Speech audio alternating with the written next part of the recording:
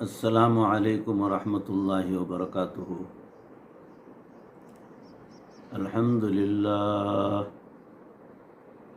للہ وکفا وسلام علی عباده الذین اصطفى والتقى والعفاف والغنى،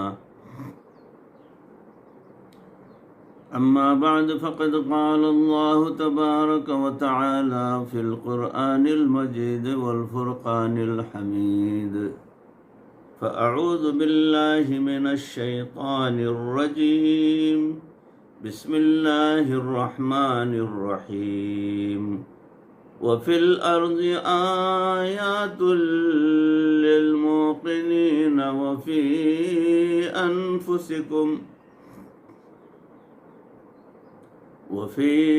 أنفسكم أفلا تبصرون، صدق الله مولانا العظيم۔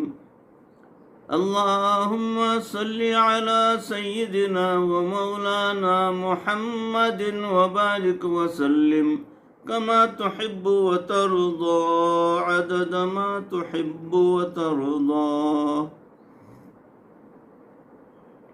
محترم و مکرم ناظرین، حاضرین، سامعین، عزیزوں، بھائیوں، بزرگوں اور دوستوں، معزز خواتین، ہماری ماں بہنوں، تصوف کے عنوان سے جو بیانات کا سلسلہ چل رہا ہے، اس میں پیارا موضوع چل رہا ہے وجود باری تعالی۔ اللہ رب العزت یہ کائنات کے پیدا کرنے سے پہلے بھی تھے، اور اس سے پہلے بھی تھے، اس سے پہلے بھی تھے، اب بھی ہیں، اور آئندہ جو ہے ابد الآباد پروردگار جو ہے وہ موجود رہیں گے۔ آپ پروردگار کو جو ہے موت نہیں ہے اور انتہا بھی نہیں ہے، تو ایسی ہے پروردگار کی ذات۔ تو میں نے جو آیت پڑھی، وَفِي الْأَرْضِ آيَاتٌ لِّلْمُوقِنِينَ وَفِي أَنفُسِكُمْ أَفَلَا تُبْصِرُونَ، یعنی زمین میں بھی نشانیاں ہیں یقین کرنے والے لوگوں کے لیے، تمہارے اپنے اندر بھی تم بصیرت رکھتے ہو، یعنی تم خود سوچ سکتے ہو کہ پروردگار کی ذات کیا ہے اور کیسی ہے۔ انسان اگر باہر دیکھے تو بھی اسے اللہ رب العزت کے ہونے کی نشانیاں ملتی ہیں، بہت ساری نشانیاں ملتی ہیں۔ مثال کے طور پر سورج زمین سے جتنا فاصلہ ہے، اگر آدھا فاصلہ ہوتا تو زمین کے اوپر کوئی سبزہ باقی نہیں رہتا، جل کر راکھ ہو جاتا، اتنی گرمی ہو جاتی، اور اگر دگنا ہوتا جتنا اس وقت ہے تو زمین پر کوئی فصل پک ہی نہیں سکتی۔ مثال کے طور پر سوچ لیجئے، طے کر لیجئے کہ زمین سے سورج کا فاصلہ ممکن ہے، مثال دے رہا ہوں، ایک 10 لاکھ کلومیٹر کا فاصلہ ہوگا، یہ تصور کر لیجئے۔ تو اتنے فاصلے پر جب سورج ہے تو زمین پر جو ہے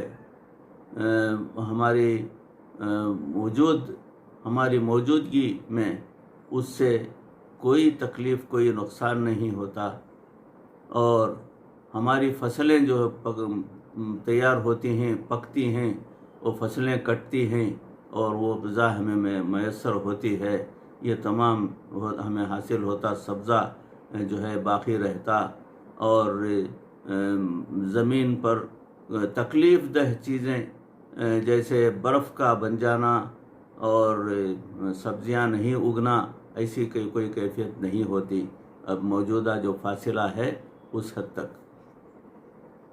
اگر اس فاصلے کو اب جو ہے اس کو تھوڑا آدھا گھٹا دیا گیا، مثال کے طور پر اگر 10 لاکھ کلومیٹر ہے تو 5 لاکھ کلومیٹر پر سورج کو لا لیا گیا. اگر ایسا ہوتا تو زمین پر کوئی سبزہ باقی نہیں رہتا، سب جل کر راکھ ہو جاتا، اتنی گرمی ہو جاتی. اور اگر دگنا ہوتا جتنا اس وقت ہے، یعنی 10 کے بجائے 20 لاکھ کلومیٹر تو اگر ہے تو زمین پر کوئی فصل پک ہی نہیں سکتی، ہر وقت برف جمی رہتی اس زمین پر، تو کوئی فصل پکنے کا سوال ہی پیدا نہیں ہوتا، اگنے کا سوال بھی پیدا نہیں ہوتا. وہ کون سی ذات ہے جس نے سورج کا یہ فاصلہ اتنا رکھا کہ ہمیں پروردگار سبزی بھی ملتی ہے، پھل فروٹ وغیرہ بھی ملتے ہیں، اناج ملتا ہے، اور سورج سے کی دھوپ سے جو نباتات نے جو حصہ حاصل کرنا ہے وہ آسانی کے ساتھ حاصل کر لیتے ہیں. کیا نعمت ہے پروردگار کی. زمین اپنے محور کے گرد 1000 میل فی گھنٹے کے حساب سے گھومتی رہتی ہے. آپ نے دیکھا ہوگا کہ گاڑی جو ہوتی ہے اس کے پہیے جو ہوتے ہیں وہ غیر متوازن ہو جاتے ہیں، تو گاڑی میں بیٹھے ہوئے آدمی باقاعدہ محسوس کرتے ہیں کہ گاڑی جو ہے ڈھنگ سے نہیں چل رہی ہے، اور سارے سفر کرنے والوں کو اچھال کر ان کی حالت خراب کر رہی ہے. وہ اس لیے کہ وہ ویل جو ہے بیلنسنگ نہیں ہے، ویل کی بیلنسنگ نہیں ہے، تو بیلنسنگ کرواتے ہیں تاکہ گاڑی صحیح طریقے پر چل سکے. جو گاڑی بھاگے 100 میل کے فاصلے سے، اس میں چند گرام کے وزن کا فرق آ جائے تو وہ اتنا ہلتی ہے، اور زمین کے اوپر تو بھاگ رہی ہوتی ہے. 1000 میل فی گھنٹے کے حساب سے اس کی بیلنسنگ جو ہے کتنی پرفیکٹ ہوگی کوئی اندازہ لگا نہیں سکتا. سوچ سکتا ہے کوئی؟ ایسا نہیں. ہمیں احساس بھی نہیں ہوتا کہ زمین جو ہے پر ہم چل رہے ہیں یا نہیں. یعنی اتنی اسموتھ وہ گاڑی جو ہے بھاگتی رہتی ہے کہ ہمیں اس سے کوئی تکلیف بھی نہیں ہوتی. ہمارا سفر بہت آسان اور بہترین ہوتا ہے. تو کس ذات نے اس زمین کو اتنا پرفیکٹ جو ہے بیلنس کیا ہے کہ وہ اللہ رب العزت کی ذات ہے جو یہ تمام ہماری سہولت کے لیے انتظام کر رہے ہیں. پروردگار الحمدللہ. دہریے عام طور پر یہ کہتے ہیں کہ مخلوق خود بخود پیدا ہو گئی. ایک تھیوری ہے جس کا نام ہے ایولیوشن تھیوری. تو اب تو خیر اس کو سائنسدانوں نے خود ہی ریجیکٹ کر دیا ہے، ہمارا کام انہوں نے کر دیا. لیکن کسی زمانے میں یہ ڈارون کی تھیوری کی بہت پذیرائی ہوتی تھی. یہ کیا چیز ہے؟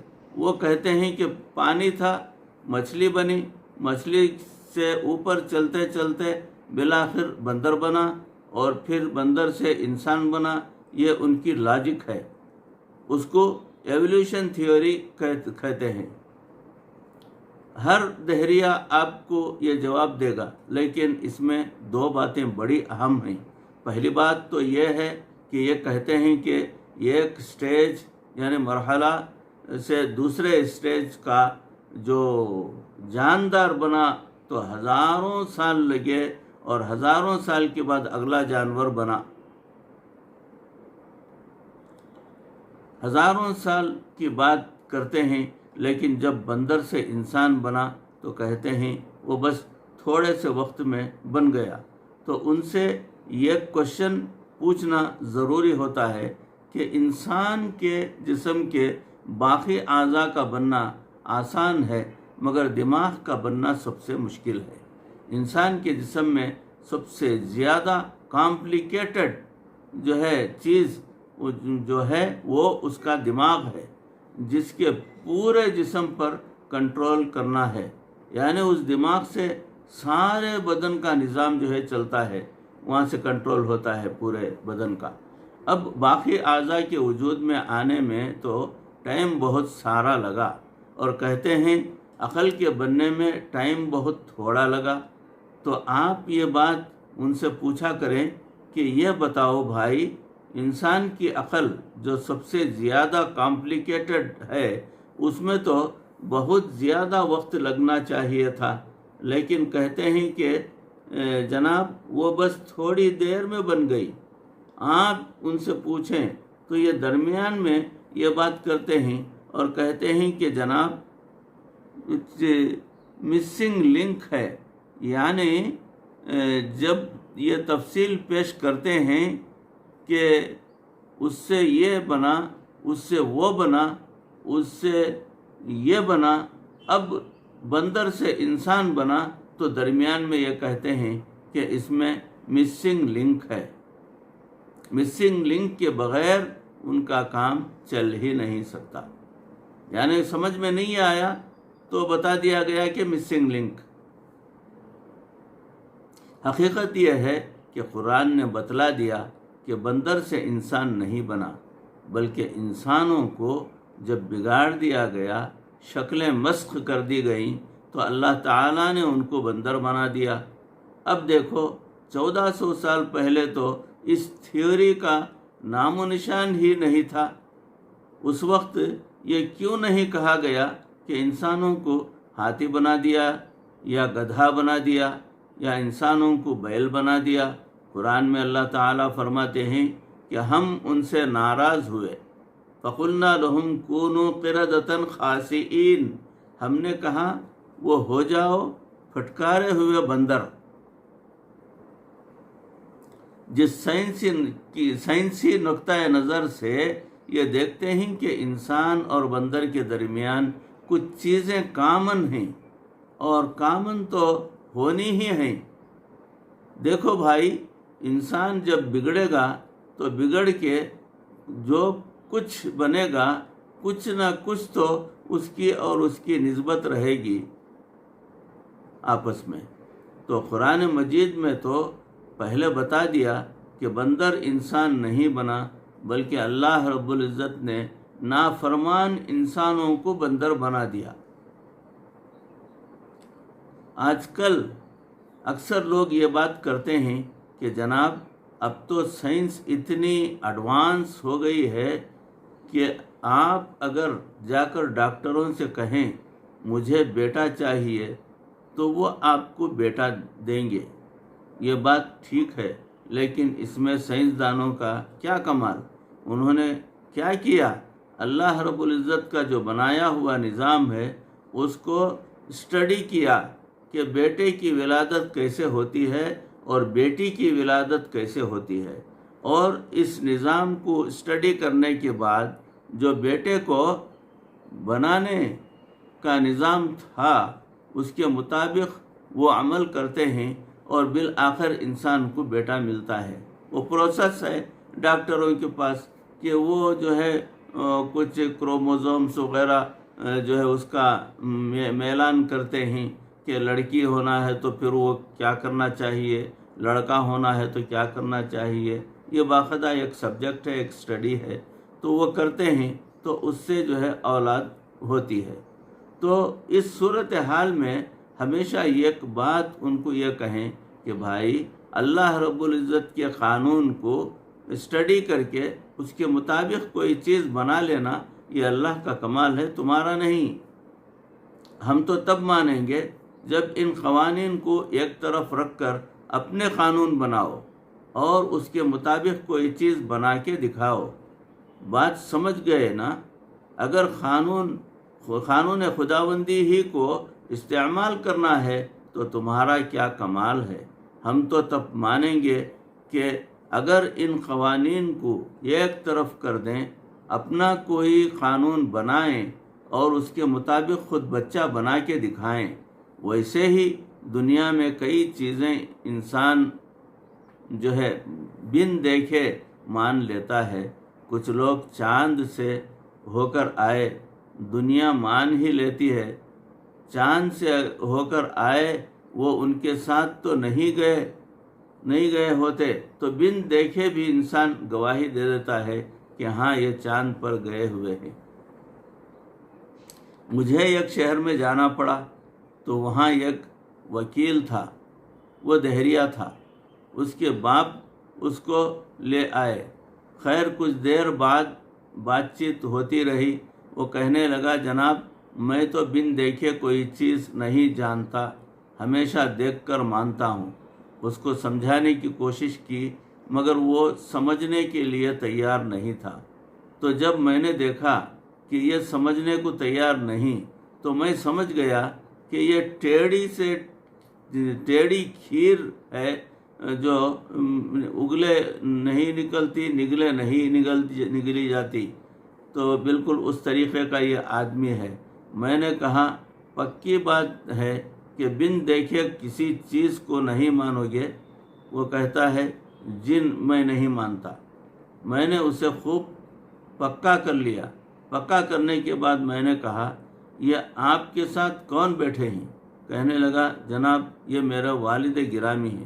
میں نے کہا اس کو جو والد سمجھتے ہو تو دیکھ کے مانا ہے یا بن دیکھے مانا ہے؟ اب اس کے والد صاحب بھی اس پر گرم ہو گئے کہ دیکھا تو بڑا منحوس ہے، ان کو بڑی مصیبت پیش آئی۔ میں نے کہا کہ آپ نے کوئی والدہ سے پروف ثبوت مانگا تھا؟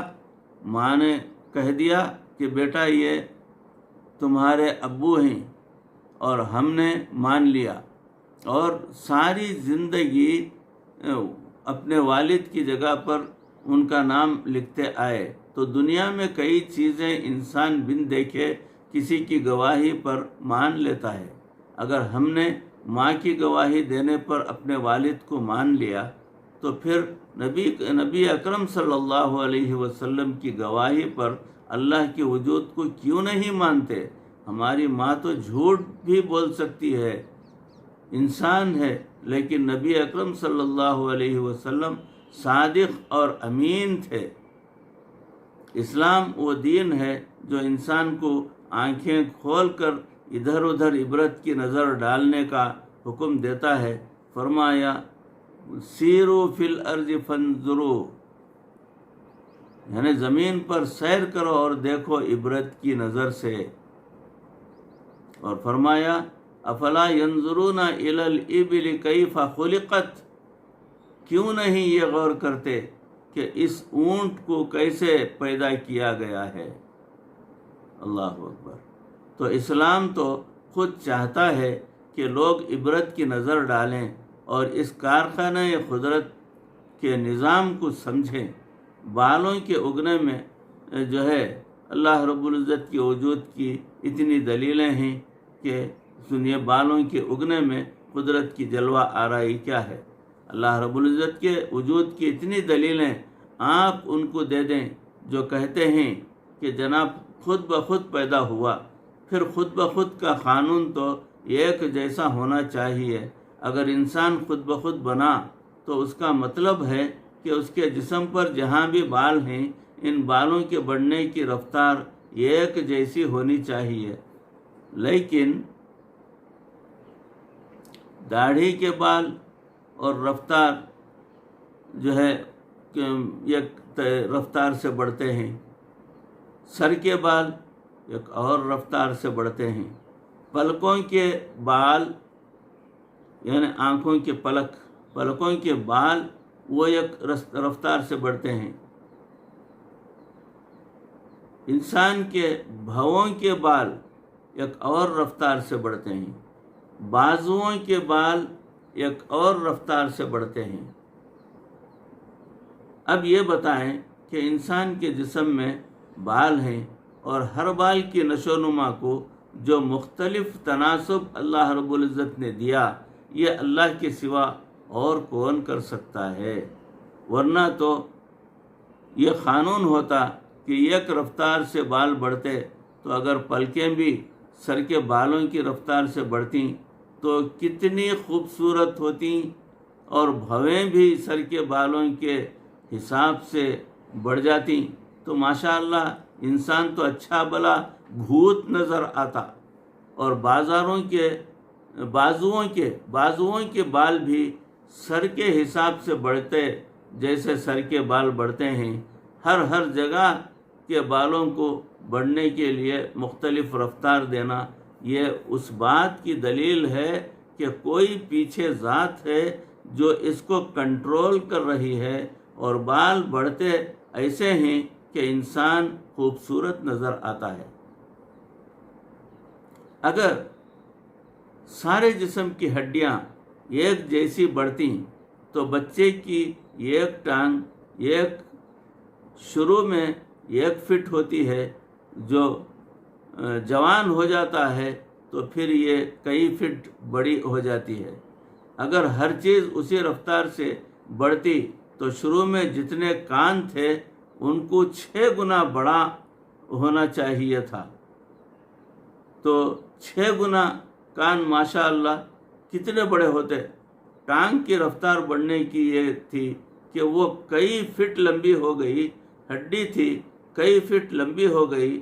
اگر دانت بھی اسی رفتار سے بڑھتے تو انسان تو شاید منہ بھی اندر بند نہ کر پاتا. وہ کون سی ذات ہے جس نے دانت کی ہڈی کو اور رفتار سے بڑھایا، سر کی ہڈی کو اور رفتار سے بڑھایا، جس کی کتنی ضرورت تھی اسے اتنے حد تک بڑھایا کہ انسان خوبصورت نظر آتا ہے. تو وہ اللہ رب العزت کی ذات ہے.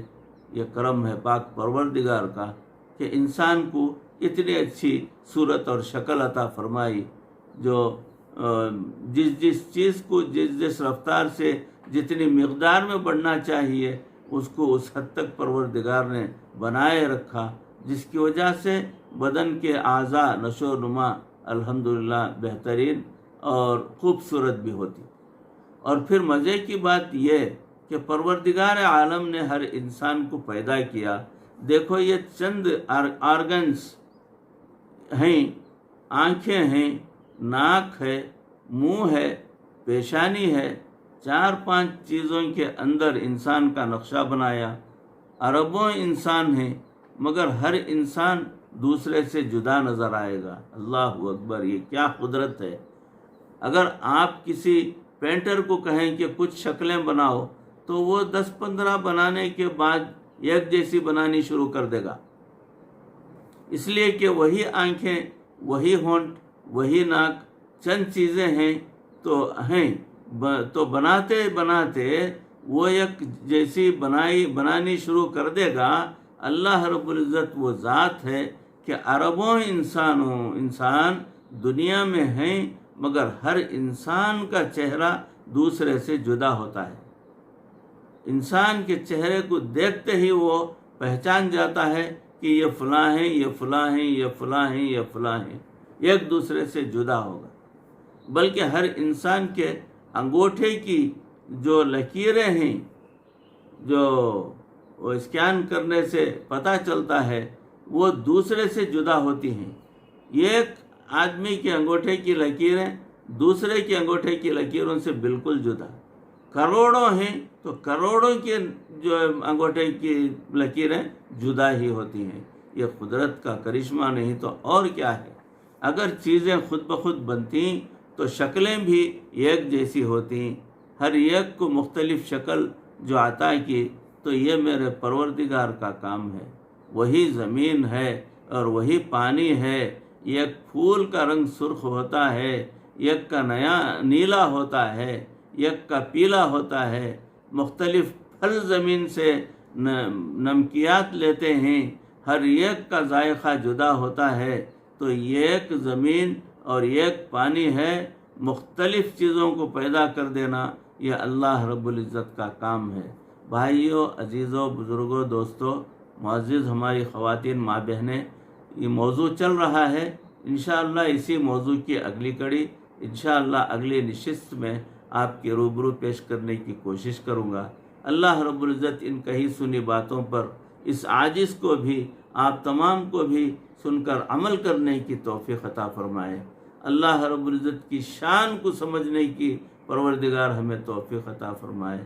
پروردگار ذوالجلال جو ہے ہمیں ہدایت دے، ہمیں راہ راست پر رکھے، ہمیں گمراہی اور ضلالت سے بچائے۔ پروردگار مرتے دم تک کسی کا محتاج نہ بنا، ایمان پر اور کلمے والی موت پر ہمارا خاتمہ فرما۔ ربنا تقبل منا انک انت السمیع العلیم وتب علینا انک انت التواب الرحیم۔ صلی وسلم علی حبیبک سیدنا و مولانا محمد و آلہ و صحابہ اجمعین برحمتک یا ارحم الراحمین والحمد للہ رب العالمین۔ السلام علیکم ورحمۃ اللہ وبرکاتہ۔